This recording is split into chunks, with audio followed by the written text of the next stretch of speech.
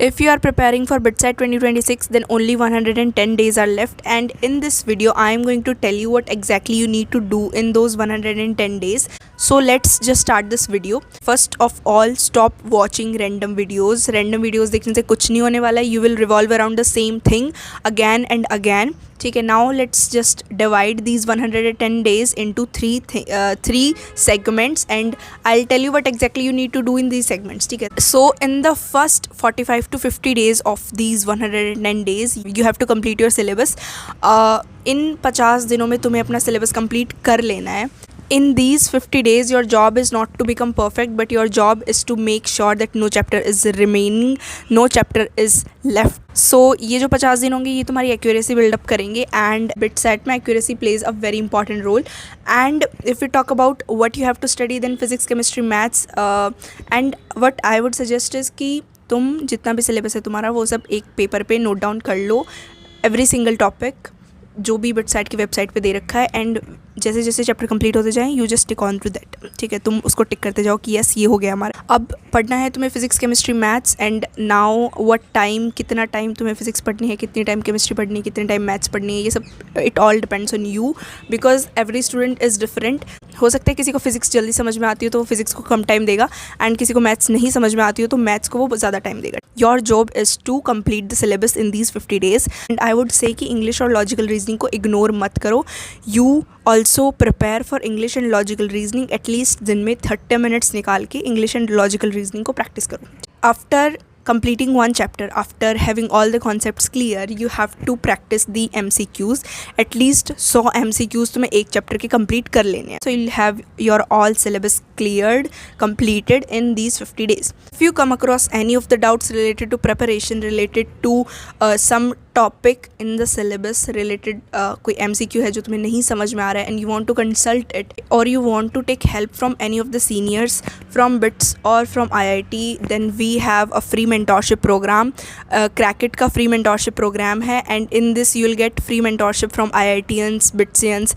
And जो भी तुम्हें डाउट हो तुम आपस में अपने दोस्तों के साथ में या फिर अपने सीनियर्स के साथ में तुम शेयर करके उसे सॉल्व आउट कर सकते हो. And there you will also get हर chapter wise questions and DPPs to solve, तो तुम वो भी लगा सकते हो as a question practice. So I will just tag that Telegram group link into the pinned comment section. You can go and check out that. It's absolutely free. So just take advantage of this and join that Telegram group and prepare. And apart from that Telegram group link, please also fill that form which is there in the pinned comment with all your details, so that we get to know that you are coming into that group and we will have your details. Okay, so in the next 30 to 35 days you will have to practice questions. अब तुम्हारी accuracy build up हो गई है जब तुमने syllabus complete किया, तब जब तुमने MCQs solve किए, तब अब तुम्हारा job है to build up speed, because accuracy and speed will get you the maximum score. So what you have to do is chapter wise questions करने हैं, उसके बाद में mixed questions करने हैं, and after that BITSAT level के MCQs करने हैं. जितना maximum हो सकता है उतने maximum questions MCQs में solve करने हैं in these 30 to 35 days. Now we have done the question practice, now we have completed the syllabus, now we are left with mock paper practice. बचे हैं हमारे पास 25 to 30 days, तो उसमें पहले 20 से 25 दिन, जो 25 to 30 days बचे हैं उनमें से 20 से 25 दिन जो हैं वो तुम्हें मॉक पेपर सॉल्व करने हैं, तुम्हें फुल लेंथ पेपर सॉल्व करने हैं, तुम्हें बिट्स के PYQ सॉल्व करने हैं. इस स्टेज में तुम्हारा स्कोर मैक्सिमाइज होगा, because now you have dealt with accuracy, now you have dealt with speed, now you only have to maximise your score.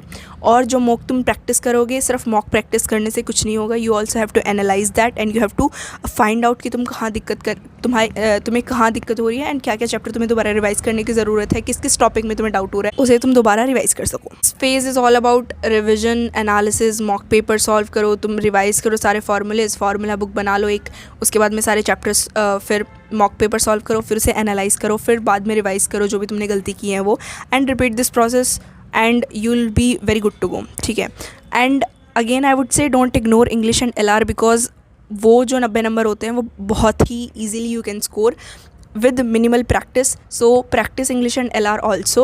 Apart from that I would say कि जो chapter तुम पढ़ते जा रहे हो, जब तुमने सिलेबस कंप्लीट किया था, तो make the formula sheet for everything. ठीक है, शॉर्ट नोट्स बनाना सीख लो, शॉर्ट नोट्स बनाना स्टार्ट कर दो हर चैप्टर के, ताकि जब लास्ट में, जब तुम्हारे 3 से 4 दिन ही बचे BITSAT के स्लॉट के, तब तुम उन फार्मूला शीट्स को रिवाइज़ कर सको और तुम मतलब एक ही ग्लांस में सारा चैप्टर तुम्हें रिकॉल हो जाए, ठीक है। लास्ट के जो 3 से 5 दिन होंगे उनमें सिर्फ तुम्हें रिविजन करना है physics, chemistry, maths, English and logical reasoning जो भी तुमने पढ़ा हुआ है उसका। Now I have told you what to do, let me tell you what not to do. सबसे पहली चीज़ तो जो मैंने स्टार्टिंग में भी बोली थी, डोंट वॉच रैंडम वीडियोज़, वो नहीं देखने हैं। Second thing is don't use too many resources because it will again confuse you and you will be like stuck at the same point. उसके बाद में the third thing is mock test without analysis अगर तुम कर रहे हो then it's a fail, because तुमने mock test दिया और उसको तुमने एनालाइज नहीं किया, then that's a big fail. Fourth, don't ignore English and LR, those are free के number I can say, and please don't ignore English and LR. Now the fifth and the most important thing that you don't have to do is don't compare yourself with the toppers every single day, because every children is different, every student's capability to grab something, to grab the concepts is different, every student's mind is different, so please don't compare yourself.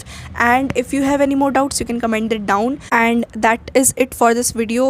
Telegram channel ko join kar lena, and that's it. Okay, bye.